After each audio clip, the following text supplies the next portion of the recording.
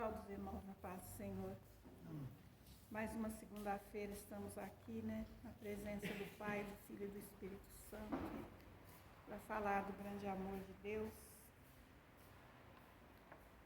Irmãos, essa noite, enquanto eu orava, o Senhor estava me dando uma palavra. Eu não queria falar sobre ela, mas quando chegou aqui, Ele me deu ela de novo. Então é para falar sobre ela. Então eu vou falar, vou desobedecer a Deus, não, porque senão depois as consequências virão, Eclesiastes 7.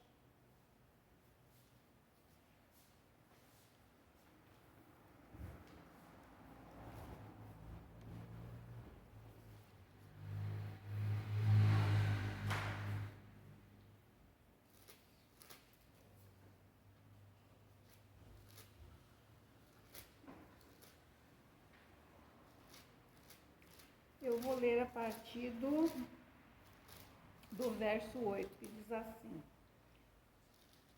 Melhor é o fim das coisas do que o princípio delas. Melhor é o longânimo do que o de altivo coração. Não te apresse no teu espírito a irar-te, porque a ira abriga-se no seio dos tolos. Nunca digas, porque foram os dias passados melhores do que estes, porque nunca com sabedoria isso perguntarias. Tão boa é a sabedoria como a herança, e dela tiram proveito os que veem o sol. Porque a sabedoria serve de sombra, como de sombra serve o dinheiro, mas a excelência da sabedoria é que ela dá vida ao seu possuidor. Atenta para a obra de Deus, porque quem poderá endireitar o que ele fez torto? No dia da prosperidade, goza do bem, mas no dia da adversidade considera, porque também Deus fez este em oposição àquele, para que o homem nada ache que tem que vir depois dele. Tudo isso vi nos dias da minha vaidade. Há um justo que perece na sua justiça, e há um ímpio que prolonga os seus dias na sua maldade. Não seja demasiadamente justo, nem demasiadamente sábio, porque te destruirias a ti mesmo. Até aqui, amém? Eu fiquei meditando nessas palavras aqui, E a gente vê que esse capítulo de Eclesiastes, ele fala que é melhor a gente estar num lugar de tristeza do que num lugar de alegria, num lugar de luto do que num lugar de festa. E é verdade, porque quando a gente está ali num lugar de luto, ali os corações das pessoas se revelam. Ali a gente vê a verdadeira face das pessoas. Porque no meio de uma festividade ninguém vê a verdade, mas ali naquele momento a gente vê a verdade nas pessoas. Mas eu quero me ater aqui nesse verso 14, que diz que no dia da prosperidade goza do bem, mas no dia da adversidade considera. Porque também Deus fez este em oposição àquele, para que o homem nada ache que tem que vir depois dele. Então, irmãos, eu estava essa noite meditando e eu queria lembrar onde é que estava essa palavra, onde estavam esses versículos. Eu não consegui lembrar, não. Mas me passou todo um filme assim pela cabeça e eu fiquei imaginando a minha melhor amiga. A pessoa tinha tudo para ter o dia de prosperidade, mas ela vivia sempre o dia da adversidade. E muitas vezes Deus me usou para falar com ela. Eu tentei abrir os olhos dela, Deus me usou e eu falei com ela. Irmão, tinha dias que eu chegava na casa dela, ela estava com uma camiseta tão velha, tão furada, que ela olhava para ela e falava assim, que a gente tinha muita intimidade: você está parecendo uma mendiga hoje. E na brincadeira eu enfiava o dedo e acabava de rasgar para que ela jogasse fora. Então, irmãos, ela tinha tanto dinheiro, tantos bens, e ela andava e agia como se ela fosse uma mendiga. Então, se Deus deu, é para ser usado. Ele prometeu que lhe daria para nós o melhor dessa terra e deu para ela. Mas ela não desfrutou. Ela tinha medo que acabasse. Ela tinha medo de usufruir. E ela falava lá no futuro, se eu me encontrar em dificuldade, como é que faz? Falava para ela, não pensa no amanhã, Deus te deu, desfruta hoje. Às vezes, ela também era daqui de São Paulo, ela é daqui de São José do Rio Preto. E eu vinha para São Paulo visitar minha família e falava com ela, vamos também, porque era o mesmo ônibus. Eu desceria em Araraquara e ela continuaria. Mas, e o medo de deixar as coisas lá e alguém tocar nas coisas dela? E tinha que estar vigiando tudo, olhando tudo. Infernizava a vida dos filhos, não tinha, sabe? Não podia ter, não podia comprar nada, porque a mãe não permitia. Mas tinha condições. Aí os anos se passaram, e tudo que ela juntou se perdeu, foi para outras pessoas que não trabalhou, que não lutou, que não passou dificuldade. Teve que dar para os outros. Mas Deus tinha dado para ela desfrutar daquilo, mas ela não quis. Ela ficou ali temerosa e ficou ali naquela coisa, aquele medo, aquela, né? Então, irmãos, isso é pecado. Deus te deu para você aproveitar, para usar. Como que uma pessoa deixa dinheiro no banco, irmão, não compra uma comida para comer? Eu não entendo isso. E eu trabalhava muito, irmão, mas tudo que eu pudesse comprar, tudo que eu tinha vontade de comprar, eu comprava. E ela me criticava. Não faça isso, você tem que juntar para deixar para os teus filhos. Ah, não, meus filhos, eu já dei educação para eles, já ensinei eles a pescar. Eu não preciso dar peixe para eles, porque se eu der o peixe hoje, amanhã eu vou ter que dar de novo. Mas eu ensinei eles a pescar, então quando eles tiverem fome, eles vão lá e pegam o alimento. E foi assim que eu fiz, irmãos. E pela misericórdia de Deus, nunca me faltou nada. Eu nunca tive falta de nada. Eu aproveitei de tudo que o Senhor me deu de bom. O que eu pude viajar, eu viajei. O que eu pude comer, eu comia. O que eu tinha vontade de vestir, eu vestia. Onde eu tinha vontade de ir, eu ia. Construí casa, comprei carro, fiz um monte de coisa. Estudei meus filhos e nunca me faltou nada. Deus sempre foi comigo. E eu agindo assim, eu sempre tinha para mim e ainda podia dividir com alguém. Sempre tinha, que dava para dividir com alguém, dava para socorrer alguém. E a pessoa estava sempre atribulada, irmão, sempre atribulada, com aquele medo. Quando ela queria comer alguma coisa diferente, ela ia para minha casa. Todo domingo ela ia almoçar na minha casa, todos os domingos. Eu não achava ruim, não. Eu gostava de ter ela na minha casa. E aproveitava para falar da palavra de Deus para ela. Eu tinha prazer que ela fosse na minha casa. Porque era sozinha. Ela ficou assim, tão assim, que chegou uma época, irmãos, que nem os filhos ficavam com ela. Ela ficou sozinha. E ela ficou assim, regulando tanto. Aí depois um filho morreu. Veio outro, morreu também. Para quem que ela juntou tudo aquilo? Aí ela se arrependia. Por que eu não deixei meus filhos fazer isso, fazer aquilo? Eu podia ter deixado, mas não deixei. E meus filhos morreram tão novos e não tiveram nada. Não puderam desfrutar das coisas que tinham. Então, nós precisamos ser sábios, até para usar as coisas que Deus nos dá. Deus não se alegra, irmãos, quando a gente pega as coisas e enfia tudo numa gaveta. Tem gente que fala, eu não vou usar essa roupa porque é roupa de sair. Tudo que eu comprei hoje, se eu comprei é porque eu gostei, não, porque já comprei, já usei, já... Não tem essa história de estar guardando coisa, não.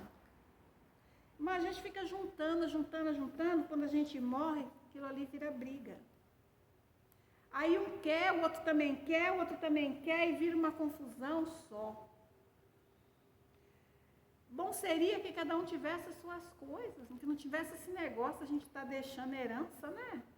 Porque isso eu aprendi com meu pai. Meu pai sempre foi pobrezinho, quando a gente era criança, a gente tinha tão pouco, né? Mas quando ele ganhava um dinheirinho a mais, a colheita deu um pouco mais, o tempo foi bom, a primeira coisa que meu pai fazia era comprar muita coisa para a gente.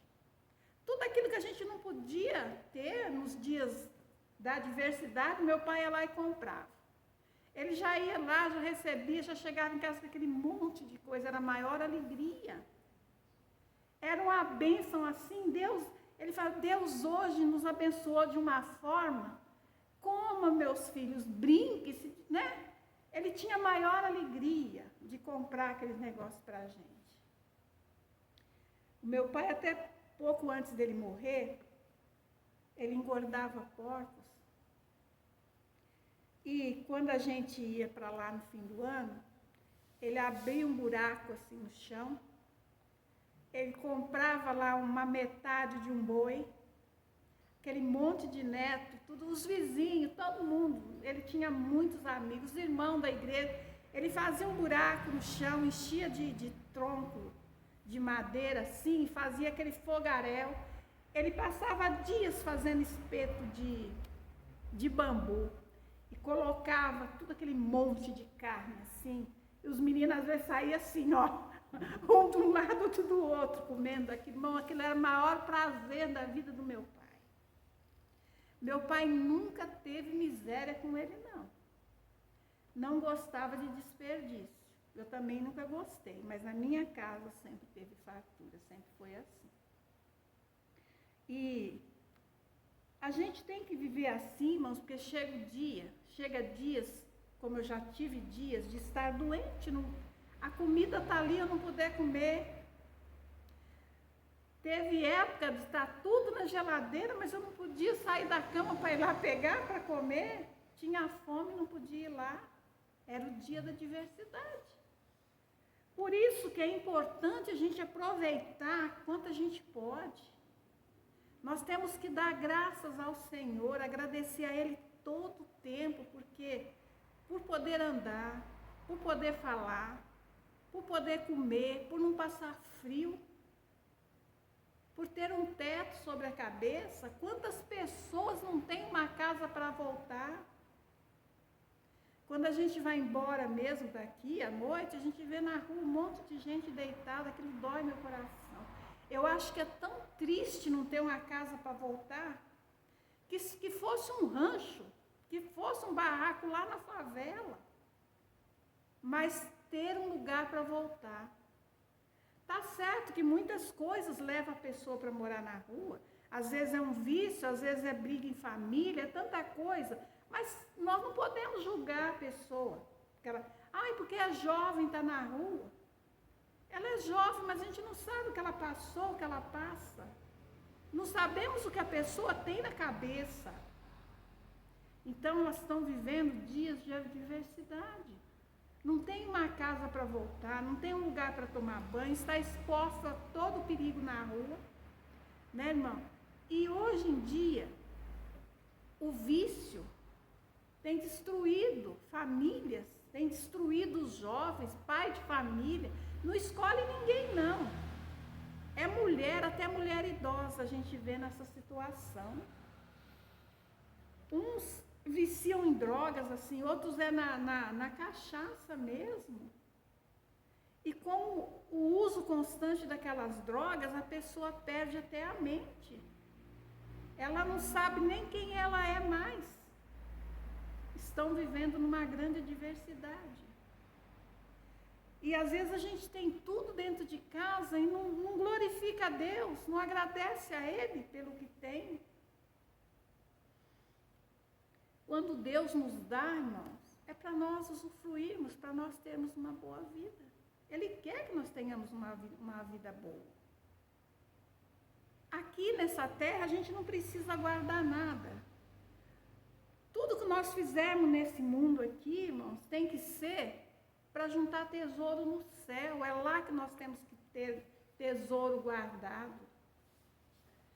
Nós não podemos chegar diante de Deus com as nossas mãos vazias. Nós temos que ter algo para apresentar para o Senhor. Tem gente que estuda, que tem tanta coisa, né? Viaja e tudo, mas é tão infeliz. E tem gente que mora aí numa comunidade, às vezes quando chove, chove mais dentro de casa do que lá fora. E são felizes, têm Deus no coração. São felizes com o pouco, assim, com o pouco que tem. Essas pessoas, já convivi com elas. Chega com um pacote de arroz na casa de uma pessoa dessa, ela glorifica a Deus tanto, tanto. Porque foi Deus que mandou, porque meus filhos estavam com fome. É assim que Deus faz, irmãos. E quando Deus nos deu um pouquinho mais, é para ajudar quem não tem nada. Se Deus deu um pouquinho mais de estudo, de inteligência para a gente, de sabedoria para a gente, é para a gente ajudar aqueles menos providos. Tudo que Deus nos deu foi para dividir com o próximo. Essa minha amiga, tinha dia que eu chegava na casa dela, ela estava ali tão triste ali sozinha. Ela me abraçava, ela falava assim, foi Deus que te mandou aqui, eu estava tão triste, eu estava tão sozinha. Você é a única pessoa que me visita e você sempre chega quando eu estou assim, aflita. Ela falava comigo, eu estava tão sozinha, tão triste, que eu já estava com vontade de morrer. E Deus me enviava ali, irmãs, eu ia, tocava, às vezes eu estava fazendo janta, fazendo qualquer coisa, eu deixava lá os meninos cuidando e ia lá. E ela ficava tão feliz, quando eu ia embora, ela estava sorrindo. Quem sabe que quando Deus me tocasse, eu não fosse lá, se ela não ia atentar contra a própria vida? Eu não sei. Mas quando Deus manda, a gente vai ajudar. Irmãos, a gente não ajuda as pessoas, não é só com dinheiro, não. Às vezes o que a pessoa precisa é só uma palavra. Às vezes a pessoa precisa só de uma companhia. Às vezes você chega, fica perto da pessoa sem nem abrir a boca. Só de estar ali, você já ajudou. Irmãos, e tudo aquilo que a gente faz para o próximo, Deus nos dá em dobro. Eu pude ver quando eu fiquei sozinha, a minha família toda aqui em São Paulo, e eu lá em Minas Gerais, meu filho saía para trabalhar, e eu em cima da cama, daqui a pouquinho batia lá na porta. Vinha pessoas assim que eu nem tinha tanta intimidade, vinha se oferecer para ficar comigo, para me ajudar, para ir no médico, na fisioterapia comigo. Eu sempre tive ajuda. Sempre. Aonde eu fui, Deus colocou pessoas amigas ali para me ajudar. Deus nunca me deixou só. E não deixa, irmãos. Mas o que Deus exige de nós é que nós levamos essa palavra. Mas não só assim falar para a pessoa, só falar, não. As pessoas têm que ver isso aqui na nossa vida. No nosso dia a dia. Falar é muito fácil, mas nós temos que viver isso. Temos que viver, irmãos. Nós não precisamos ficar ali bajulando alguém todo dia, não. Mas o dia que aquela pessoa precisa de nós, Deus nos toca. Deus coloca ela ali na frente dos nossos olhos. A pessoa não precisa nem pedir ajuda, Deus nos manda lá. E esse é o Deus que nós servimos. E nós estamos aqui, irmãos, batalhando para ir para o céu. E o céu é ganhar da força. Não é de qualquer maneira, não. Nós temos que ter uma vida santificada perante Deus. Não vamos querer ser santos, que nós nunca vamos conseguir. Jamais seremos santos.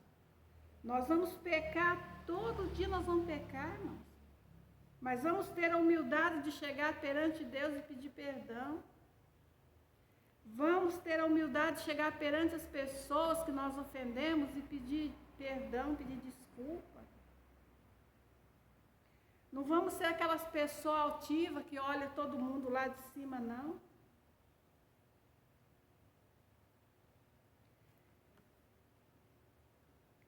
Eu estava lendo, eu acho que era no livro de João, né? Quando Jesus estava para ser preso, que eles foram lá. E eles perguntaram, quem era? Ele falou, sou eu que vocês procuram. Sou eu que vocês estão procurando. Eles estavam orando ali, né, com os discípulos, todo mundo, e os discípulos. Eu creio que os discípulos ficam todos com medo, né? Aí o Pedro, muito, arrancou a espada e tá na orelha do homem, do Malco, com a orelha dele fora. Jesus repreendeu ele, na hora pôs a orelha dele no lugar de novo. Por quê? Ele era servo de um sacerdote. Ele ansiava de ser sacerdote um dia, era o sonho dele. E se ele ficasse sem orelha, o sonho dele também estaria cortado. Porque o sacerdote não podia ter deficiência nenhuma, como que ele ia ser com uma orelha só? Não podia. Ia ter cortado o sonho dele. Aí o Senhor Jesus foi lá e colou a orelha dele de novo. Ele pôde voltar a sonhar. E muitas vezes a gente chega diante de pessoas que já não têm mais sonhos. Que os sonhos delas já foram roubados, já foram destruídos pelo inimigo de nossas almas. Mas o Senhor devolve. O Senhor, quando a gente se achega a Ele, Ele vem e devolve os nossos sonhos. Ele restaura os nossos sonhos. Enquanto nós tivermos nosso Jesus, nós podemos sonhar ainda. Os nossos sonhos não morreram. Eles estão bem vivos, irmãos. Porque Jesus não nos desampara em tempo nenhum. Mas uma coisa nós temos que fazer. Nós temos que agradecer o Senhor pelas boas coisas, pelos bons dias que Ele nos dá. E nós temos que parar de murmurar quando chega o dia da adversidade. Quando chegar o dia mau, o que nós temos que fazer? Lembrar dos dias bons. Não ficar pensando no que está acontecendo de ruim hoje, mas pensar naquilo de bom que aconteceu ontem e que amanhã poderá ser bom de novo. Porque o nosso Deus é fiel. E é necessário a gente passar por determinadas coisas. Já imaginou se houvesse só dia ou então só noite? Que ruim seria? A gente não ia dormir, se fosse só dia, não ia descansar. Mas Deus é muito sábio. Fez o dia para nós batalharmos e fez a noite para descansarmos. Então, nós vamos ter um dia ruim e um dia bom. Nós vamos estar sempre encorajados. Nós temos que estar sempre dispostos a enfrentar o que seja no dia de amanhã. Quando a gente vai dormir, a gente ora para Deus. E já determina, Senhor, amanhã, que o meu dia seja melhor que hoje, se for da sua vontade. Mas se eu tiver que passar por algum perrengue, Senhor, passe comigo. Segura na minha mão, não me deixe fraquejar. Quando você abrir os olhos, vai ver, irmãos, vai estar tudo, mesmo que seja um dia cheio de provas, o Senhor vai nos ajudar a passar por todas elas. Agora, o que nós não podemos fazer é ser um murmurador, é ficar questionando o nosso Deus, é perguntando por quê. Não tem que perguntar por quê, Ele é sábio. Ele sabe todas as coisas, sabe do que nós precisamos. Então vamos apenas aceitar e vamos glorificar. E vamos ter nosso coração em paz, sossegado.